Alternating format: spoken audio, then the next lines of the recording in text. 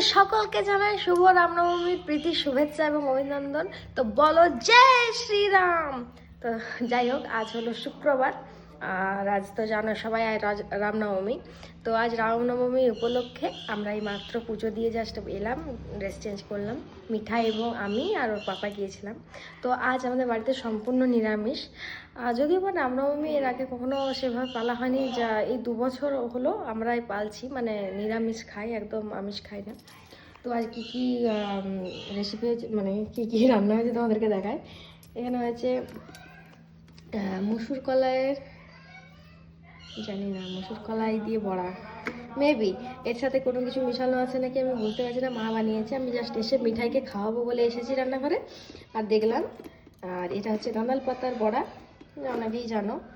আর আজ আমাদের বাড়িতে একটা সবথেকে বড়, আজ আমাদের বাড়িতে লোক কম, সেরকম লোক নেই।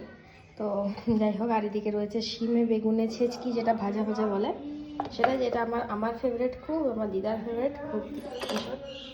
ও বেটুর জন্য এদিকে বস্তু হয়েছে আর বেটুর জন্য সোয়াবিনের তরকারি হয়েছে। আর এখানে কি রয়েছে দেখি, বাপরে বাপরে বাপরে, ওরে বাপরে কি গরম। তো এখানে রয়েছে পোস্ত, টমেটো দিয়ে পোস্ত, অনেকক্ষণ হয়ে গেছে আজ আমাদের রান্না। আর এছাড়াও আছে চাটনি, আমাদের চাটনি রোজই হয়, মানে টমেটোর চাটনি, আর আচার আছে কুলের। তো আজ এরকম হালকা পাতলা রেসিপি, কারণ সরি রান্না, রেসিপি বারবার বলে যাচ্ছি, রান্না, তার কারণ আজকে বেশি লোক আমাদের বাড়িতে নেই।